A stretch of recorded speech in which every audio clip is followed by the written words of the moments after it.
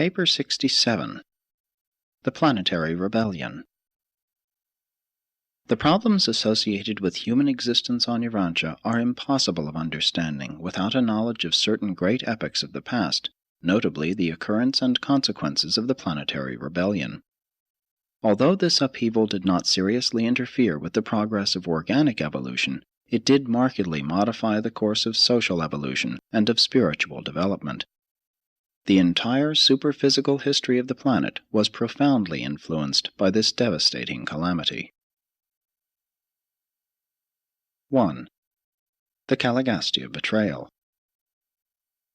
For 300,000 years CALIGASTIA had been in charge of Urantia when Satan, Lucifer's assistant, made one of his periodic inspection calls. And when Satan arrived on the planet, his appearance in no way resembled your caricatures of his nefarious majesty. He was, and still is, a Lananandek son of great brilliance. And no marvel, for Satan himself is a brilliant creature of light.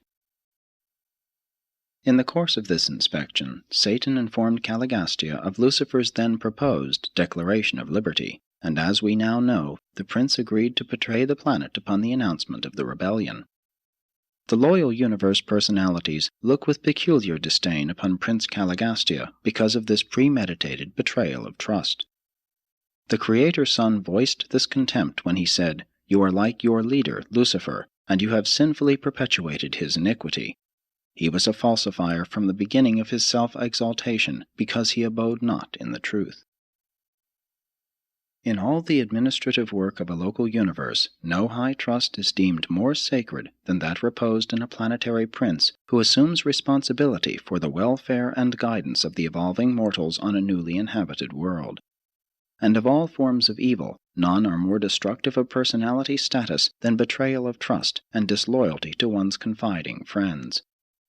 In committing this deliberate sin, CALIGASTIA so completely distorted his personality that his mind has never since been able fully to regain its equilibrium. There are many ways of looking at sin, but from the universe philosophic viewpoint, sin is the attitude of a personality who is knowingly resisting cosmic reality. Error might be regarded as a misconception or distortion of reality. Evil is a partial realization of, or maladjustment to, universe realities. But sin is a purposeful resistance to divine reality, a conscious choosing to oppose spiritual progress, while iniquity consists in an open and persistent defiance of recognized reality and signifies such a degree of personality disintegration as to border on cosmic insanity. Error suggests a lack of intellectual keenness, evil, deficiency of wisdom, sin, abject spiritual poverty, but iniquity is indicative of vanishing personality control. And when sin has so many times been chosen and so often been repeated, it may become habitual. Habitual sinners can easily become iniquitous, become wholehearted rebels against the universe and all of its divine realities. While all manner of sins may be forgiven, we doubt whether the established iniquitor would ever sincerely experience sorrow for his misdeeds or accept forgiveness for his sins. 2. The Outbreak of Rebellion. Shortly after Satan's inspection, and when the planetary administration was on the eve of the realization of great things on Urantia, one day, midwinter of the northern continents, CALIGASTIA held a prolonged conference with his associate, DALIGASTIA, after which the latter called the 10 councils of Urantia in session extraordinary. This assembly was opened with the statement that Prince CALIGASTIA was about to proclaim himself absolute sovereign of Urantia, and demanded that all administrative groups abdicate by resigning all of their functions and powers into the hands of DALIGASTIA as trustee, pending the reorganization of the planetary government and the subsequent redistribution of these offices of administrative authority. The presentation of this astounding demand was followed by the masterly appeal of Van, chairman of the Supreme Council of Coordination. This distinguished administrator and able jurist branded the proposed course of CALIGASTIA as an act bordering on planetary rebellion, and appealed to his conferees to abstain from all participation until an appeal could be taken to Lucifer, the system sovereign of Satania, and he won the support of the entire staff. Accordingly, appeal was taken to Jerusalem, and forthwith came back the orders designating CALIGASTIA as supreme sovereign on Urantia and commanding absolute and unquestioning allegiance to his mandates. And it was in reply to this amazing message that the noble Van made his memorable address of 7 hours' length, in which he formally drew his indictment of Dalagastia, CALIGASTIA, and Lucifer as standing in contempt of the sovereignty of the universe of Nebadon, and he appealed to the Most High's Evidentia for support and confirmation. Meantime, the system circuits had been severed. Urantia was isolated. Every group of celestial life on the planet found itself suddenly and without warning isolated, utterly cut off from all outside counsel and advice. Dalagastia formally proclaimed CALIGASTIA god of Urantia and supreme over all. With this proclamation before them, the issues were clearly drawn, and each group drew off by itself and began deliberations, discussions destined eventually to determine the fate of every superhuman personality on the planet. Seraphim and cherubim and other celestial beings were involved in the decisions of this bitter struggle, this long and sinful conflict. Many superhuman groups that chanced to be on Urantia at the time of its isolation were detained here and, like the seraphim and their associates, were compelled to choose between sin and righteousness, between the ways of Lucifer and the will of the unseen Father. For more than 7 years this struggle continued. Not until every personality concerned had made a final decision would or did the authorities of Edentia interfere or intervene. Not until then did Van and his loyal associates receive vindication and release from their prolonged anxiety and intolerable suspense. 3. The 7 Crucial Years. The outbreak of rebellion on Jerusalem, the capital of Satania, was broadcast by the Melchizedek Council. The emergency Melchizedeks were immediately dispatched to Jerusalem, and Gabriel volunteered to act as the representative of the Creator's Son, whose authority had been challenged. With this broadcast of the fact of rebellion in Satania, the system was isolated, quarantined from her sister systems. There was war in heaven, the headquarters of Satania, and it spread to every planet in the local system. On Urantia, 40 members of the corporeal staff of 100, including Van, refused to join the insurrection. Many of the staff's human assistants, modified and otherwise, were also brave and noble defenders of Michael and his universe government. There was a terrible loss of personalities among seraphim and cherubim. Almost 1/2 of the administrator and transition seraphim assigned to the planet joined their leader in Dalagastia in support of the cause of Lucifer.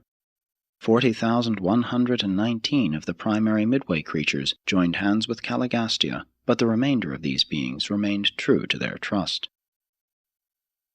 The traitorous prince marshaled the disloyal midway creatures and other groups of rebel personalities and organized them to execute his bidding, while Van assembled the loyal midwayers and other faithful groups and began the great battle for the salvation of the planetary staff and other marooned celestial personalities.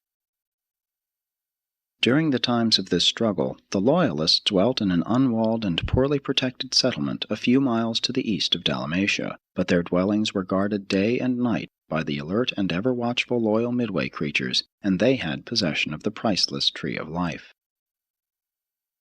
Upon the outbreak of rebellion, loyal cherubim and seraphim, with the aid of 3 faithful midwayers, assumed the custody of the Tree of Life, and permitted only the 40 loyalists of the staff and their associated modified mortals to partake of the fruit and leaves of this energy plant. There were 56 of these modified Andonite associates of the staff, 16 of the Andonite attendants of the disloyal staff refusing to go into rebellion with their masters.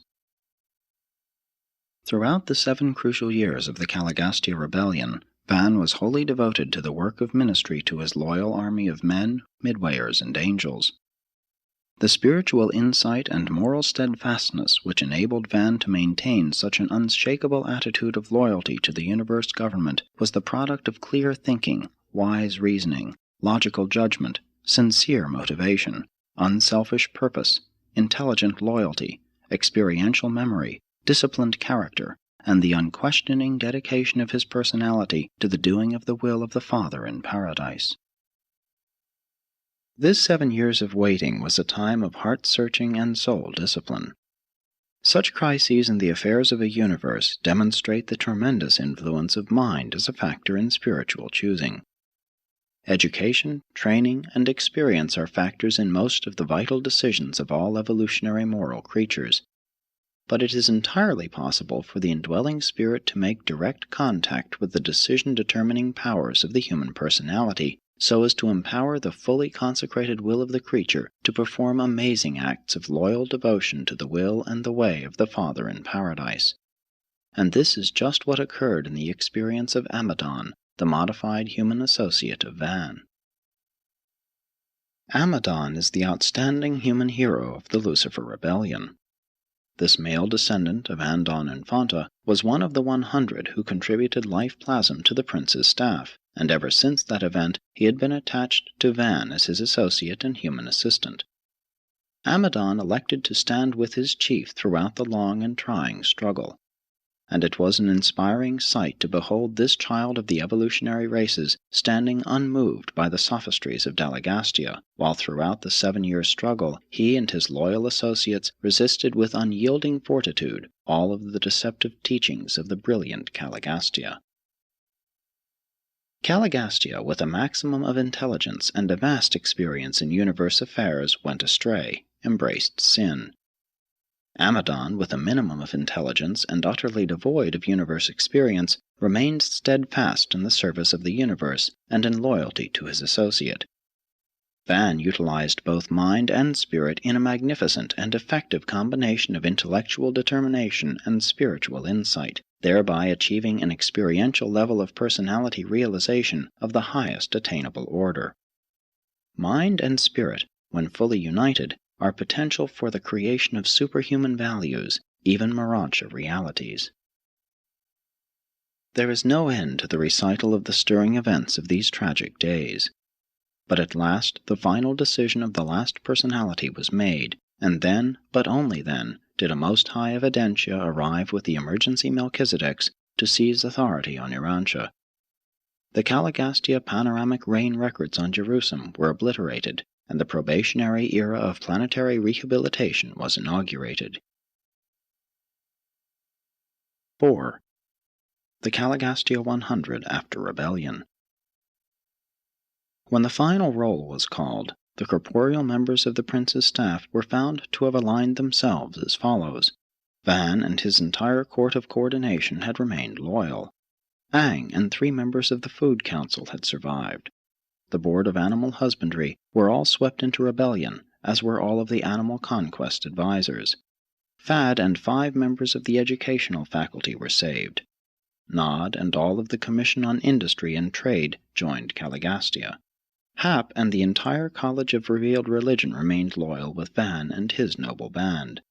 Lut and the whole Board of Health were lost. The Council of Art and Science remained loyal in its entirety, but Tut and the Commission on Tribal Government all went astray.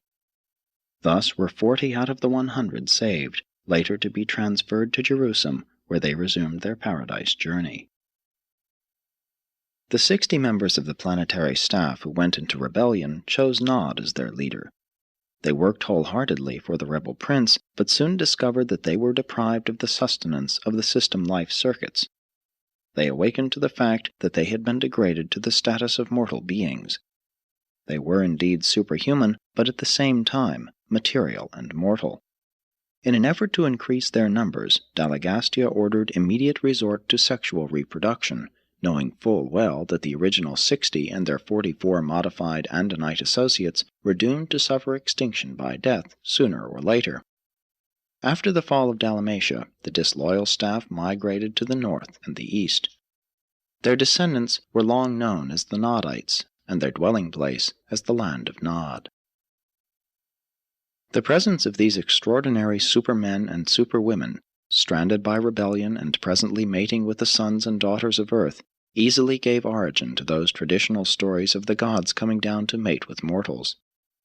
And thus originated the 1001 legends of a mythical nature, but founded on the facts of the post-rebellion days, which later found a place in the folk tales and traditions of the various peoples whose ancestors had participated in these contacts with the Nodites and their descendants. The staff rebels, deprived of spiritual sustenance, eventually died a natural death, and much of the subsequent idolatry of the human races grew out of the desire to perpetuate the memory of these highly honored beings of the days of CALIGASTIA. When the staff of 100 came to Urantia, they were temporarily detached from their thought adjusters. Immediately upon the arrival of the Melchizedek receivers, the loyal personalities, except Van, were returned to Jerusalem and were reunited with their waiting adjusters. We know not the fate of the 60 staff rebels. Their adjusters still tarry on Jerusalem. Matters will undoubtedly rest as they now are until the entire Lucifer rebellion is finally adjudicated and the fate of all participants decreed. It was very difficult for such beings as angels and midwayers to conceive of brilliant and trusted rulers like CALIGASTIA and DALIGASTIA going astray, committing traitorous sin. Those beings who fell into sin, they did not deliberately or premeditatedly enter upon rebellion, were misled by their superiors, deceived by their trusted leaders. It was likewise easy to win the support of the primitive-minded evolutionary mortals. The vast majority of all human and superhuman beings who were victims of the Lucifer rebellion on Jerusalem and the various misled planets have long since heartily repented of their folly, and we truly believe that all such sincere penitents will in some manner be rehabilitated and restored to some phase of universe service when the Ancients of Days finally complete the adjudication of the affairs of the Satania rebellion, which they have so recently begun. 5. Immediate results of rebellion. Great confusion reigned in Dalmatia and thereabout for almost 50 years after the instigation of rebellion. The complete and radical reorganization of the whole world was attempted. Revolution displaced evolution as the policy of cultural advancement and racial improvement. Among the superior and partially trained sojourners in and near Dalmatia, there appeared a sudden advancement in cultural status. But when these new and radical methods were attempted on the outlying peoples, indescribable confusion and racial pandemonium was the immediate result. Liberty was quickly translated into license by the half-evolved primitive men of those days. Very soon after the rebellion, the entire staff of sedition were engaged in the energetic defense of the city against the hordes of semi-savages who besieged its walls as a result of the doctrines of liberty which had been prematurely taught them. And years before the beautiful headquarters went down beneath the southern waves, the misled and mistaught tribes of the Dalmatia hinterland had already swept down in semi-savage assault on the splendid city, driving the secession staff and their associates northward. The CALIGASTIA scheme for the immediate reconstruction of human society in accordance with his ideas of individual freedom and group liberties proved a swift and more or less complete failure. Society quickly sank back to its old biologic level, and the forward struggle began all over, starting not very far in advance of where it was at the beginning of the CALIGASTIA regime, this upheaval having left the world in confusion, worse confounded. 162 years after the rebellion, a tidal wave swept up over Dalmatia, and the planetary headquarters sank beneath the waters of the sea, and this land did not again emerge until almost every vestige of the noble culture of those splendid ages had been obliterated. When the first capital of the world was engulfed, it harbored only the lowest types of the Sangic races of Urantia, renegades who had already converted the Father's Temple into a shrine dedicated to Nog, the false god of light and fire. 6. Van the Steadfast. The followers of Van early withdrew to the highlands west of India, where they were exempt from attacks by the confused races of the lowlands, and from which place of retirement they planned for the rehabilitation of the world, as their early Badonite predecessors had once all unwittingly worked for the welfare of mankind just before the days of the birth of the Sangic tribes. Before the arrival of the Melchizedek receivers, Van placed the administration of human affairs in the hands of 10 commissions of 4 each, groups identical with those of the prince's regime. The senior resident life carriers assumed temporary leadership of this council of 40, which functioned throughout the 7 years of waiting. Similar groups of Amadonites assumed these responsibilities when the 39 loyal staff members returned to Jerusalem. These Amadonites were derived from the group of 144 Andonites to which Amadon belonged, and who have become known by his name. This group comprised 39 men and 105 women. 56 of this number were of immortality status, and all, except Amadon, were translated along with the loyal members of the staff. The remainder of this noble band continued on Earth to the end of their mortal days under the leadership of Van and Amadon. They were the biologic leaven which multiplied and continued to furnish leadership for the world down through the long dark ages of the post-rebellion era. Van was left on Urantia until the time of Adam, remaining as titular head of all superhuman personalities functioning on the planet. He and Amadon were sustained by the technique of the Tree of Life in conjunction with the specialized life ministry of the Melchizedeks for over 150,000 years. The affairs of Urantia were for a long time administered by a council of planetary receivers, 12 Melchizedeks, confirmed by the mandate of the senior constellation ruler, the Most High Father of Norlatiadek. Associated with the Melchizedek receivers was an advisory council consisting of one of the loyal aides of the fallen prince, the 2 resident life carriers, a trinitized son in apprenticeship training, a volunteer teacher son, a brilliant evening star of Avalon, periodically, the chiefs of Seraphim and Cherubim, advisors from 2 neighboring planets, the Director General of Subordinate Angelic Life, and Van, the Commander-in-Chief of the Midway creatures. And thus was Urantia governed and administered until the arrival of Adam. It is not strange that the courageous and loyal Van was assigned a place on the Council of Planetary Receivers, which for so long administered the affairs of Urantia. The 12 Melchizedek receivers of Urantia did heroic work. They preserved the remnants of civilization, and their planetary policies were faithfully executed by Van. Within 1,000 years after the rebellion, he had more than 350 advanced groups scattered abroad in the world. These outposts of civilization consisted largely of the descendants of the loyal Andonites, slightly admixed with the Sangic races, particularly the Blue Men, and with the Nodites. Notwithstanding the terrible setback of rebellion, there were many good strains of biologic promise on Earth. Under the supervision of the Melchizedek receivers, Van and Amadon continued the work of fostering the natural evolution of the human race, carrying forward the physical evolution of man until it reached that culminating attainment which warranted the dispatch of a material son and daughter to Urantia. Van and Amadon remained on Earth until shortly after the arrival of Adam and Eve. Some years thereafter they were translated to Jerusalem, where Van was reunited with his waiting adjuster.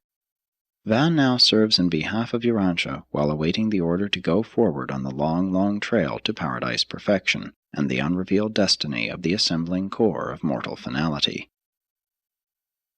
It should be recorded that, when Van appealed to the Most High's evidentia after Lucifer had sustained CALIGASTIA on Urantia, the Constellation Fathers dispatched an immediate decision sustaining Van on every point of his contention.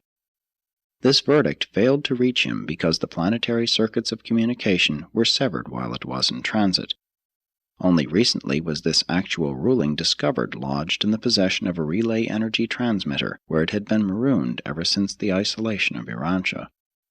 Without this discovery, made as the result of the investigations of the Urantia Midwayers, the release of this decision would have awaited the restoration of Urantia to the constellation circuits.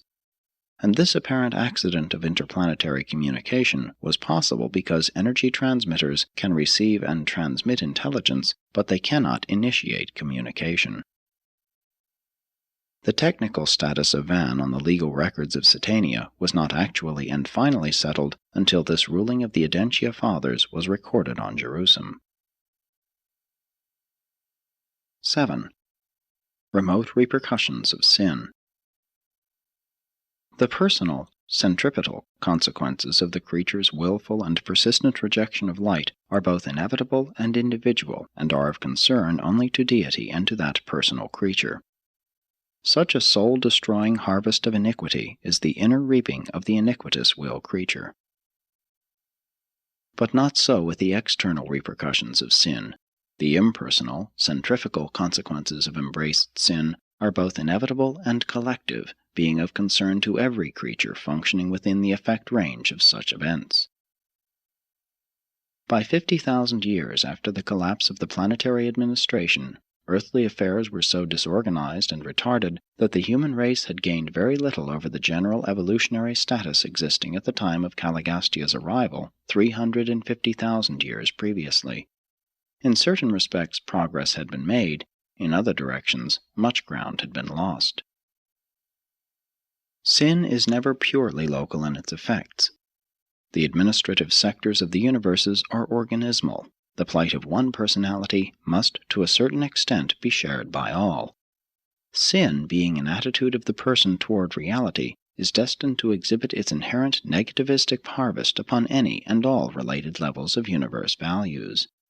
But the full consequences of erroneous thinking, evil doing, or sinful planning are experienced only on the level of actual performance. The transgression of universe law may be fatal in the physical realm without seriously involving the mind or impairing the spiritual experience. Sin is fraught with fatal consequences to personality survival only when it is the attitude of the whole being, when it stands for the choosing of the mind and the willing of the soul. Evil and sin visit their consequences in material and social realms and may sometimes even retard spiritual progress on certain levels of universe reality. But never does the sin of any being rob another of the realization of the divine right of personality survival. Eternal survival can be jeopardized only by the decisions of the mind and the choice of the soul of the individual himself. Sin on Urantia did very little to delay biologic evolution, but it did operate to deprive the mortal races of the full benefit of the Adamic inheritance. Sin enormously retards intellectual development, moral growth, social progress, and mass spiritual attainment. But it does not prevent the highest spiritual achievement by any individual who chooses to know God and sincerely do His divine will. CALIGASTIA rebelled. Adam and Eve did default, but no mortal subsequently born on Urantia has suffered in his personal spiritual experience because of these blunders. Every mortal born on Urantia since CALIGASTIA's rebellion has been in some manner time penalized, but the future welfare of such souls has never been in the least eternity jeopardized. No person is ever made to suffer vital spiritual deprivation because of the sin of another. Sin is wholly personal as to moral guilt or spiritual consequences, notwithstanding its far-flung repercussions in administrative, intellectual, and social domains. While we cannot fathom the wisdom that permits such catastrophes, we can always discern the beneficial outworking of these local disturbances as they are reflected out upon the universe at large. 8. The human hero of the rebellion. The Lucifer Rebellion was withstood by many courageous beings on the various worlds of Satania, but the records of Salvington portray Amadon as the outstanding character of the entire system in his glorious rejection of the flood tides of sedition, and in his unswerving devotion to Van. They stood together unmoved in their loyalty to the supremacy of the Invisible Father and his son Michael. At the time of these momentous transactions, I was stationed on Edentia, and I am still conscious of the exhilaration I experienced as I perused the Salvington broadcasts which told from day to day of the unbelievable steadfastness, the transcendent devotion, and the exquisite loyalty of this one-time semi-savage springing from the experimental and original stock of the Andonic race. From Edentia up through Salvington and even on to Uversa, for 7 long years the first inquiry of all subordinate celestial life regarding the Satania Rebellion ever and always was, what of Amadon of Urantia? Does he still stand unmoved? If the Lucifer Rebellion has handicapped the local system and its fallen worlds, if the loss of this sun and his misled associates has temporarily hampered the progress of the constellation of Norlatiadec, then weigh the effect of the far-flung presentation of the inspiring performance of this one child of nature and his determined band of 143 comrades in standing steadfast for the higher concepts of universe management and administration in the face of such tremendous and adverse pressure exerted by his disloyal superiors. and let me assure you, this has already done more good in the universe of Nebadon and the super-universe of Warvanton than can ever be outweighed by the sum total of all the evil and sorrow of the Lucifer Rebellion. And all this is a beautifully touching and superbly magnificent illumination of the wisdom of the Father's universal plan for mobilizing the core of mortal finality on Paradise, and for recruiting this vast group of mysterious servants of the future, largely from the common clay of the mortals of ascending progression, just such mortals as the impregnable Amadon.